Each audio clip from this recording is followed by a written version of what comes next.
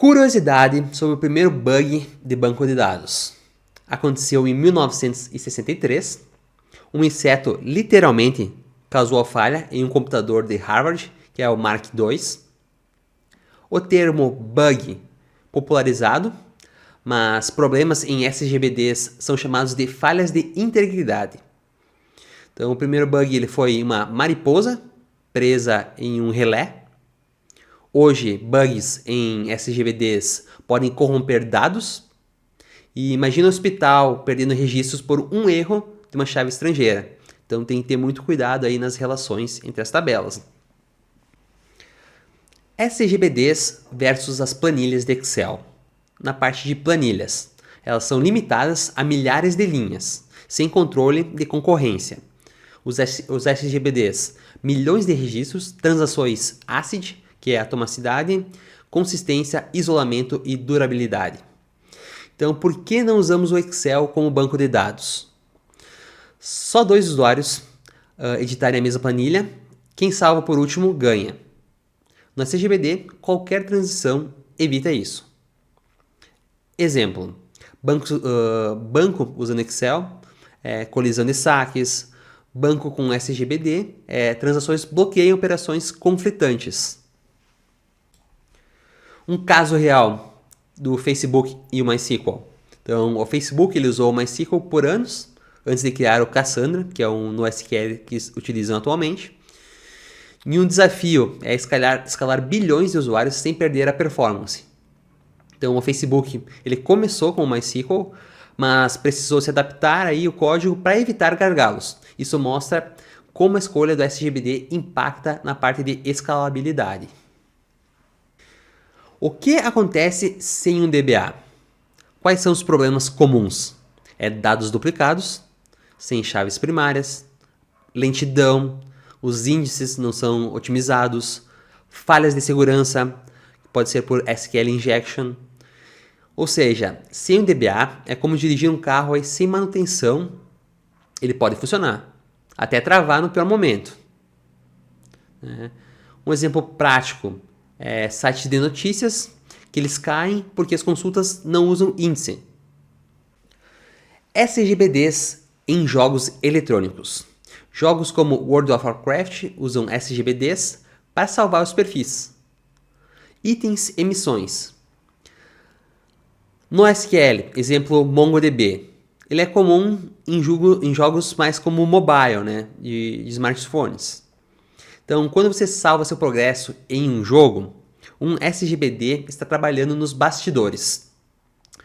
Perder um personagem level 100 por falta de backup é um pesadelo. É muitas horas de treino e jogo que vão indo para o ralo. Então, e o futuro do banco de dados em nuvem?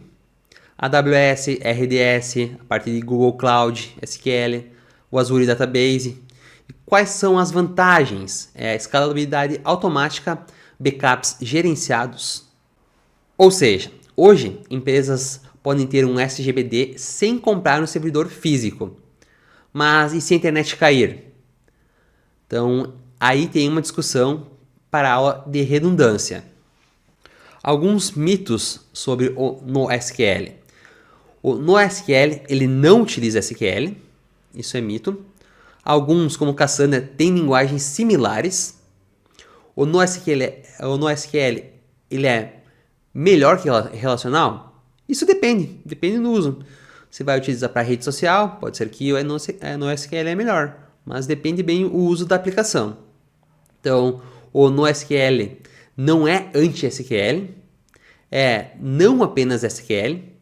Instagram, por exemplo, ele usa o Postgres, que é relacional, e o Cassandra NoSQL para diferentes necessidades. Um caso de estudo na parte de banco de dados utilizando IoT, que é a internet das coisas.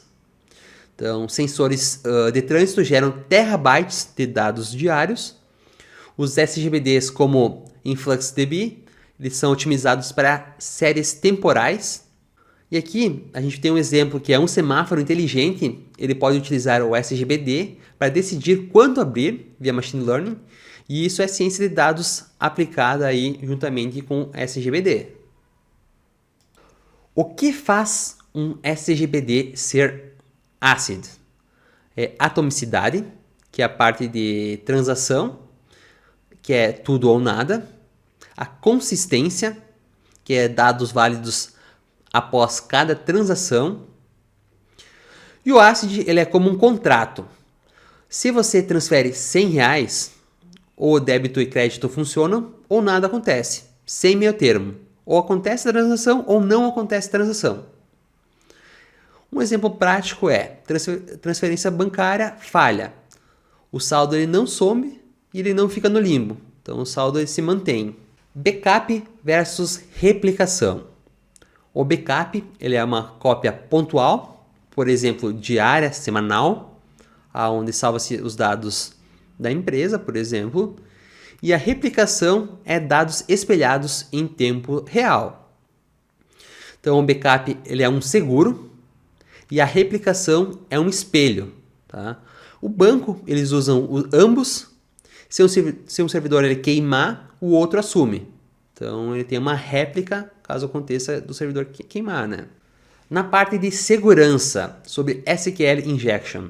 Então é um ataque comum que é utilizado OR ou 1 em string for igual a 1. Então em formulários. E a prevenção é o prepare statement. Ou seja, em 2009, um hacker ele roubou 130 milhões de cartões em SQL Injection. Eles nunca concatenem strings sem queries. Então, por uma query ali do banco de dados que concatenou errado, ele conseguiu acessos aí a 130 milhões de cartões utilizando o SQL Injection. SGBDs Open Source versus os proprietários. Open Source é o MySQL ou PostgreSQL, que eles são customizável e eles são sem custos, ou seja, Open Source são gratuitos. Já os proprietários é o Oracle e o SQL Server, que eles já têm suporte premium e tem que ser pago para utilizar. O Oracle é como um carro de luxo. O Postgres é como um carro tunado. Ambos chegam até o destino, mas com as suas diferenças. A gente chegou ao final da nossa primeira aula.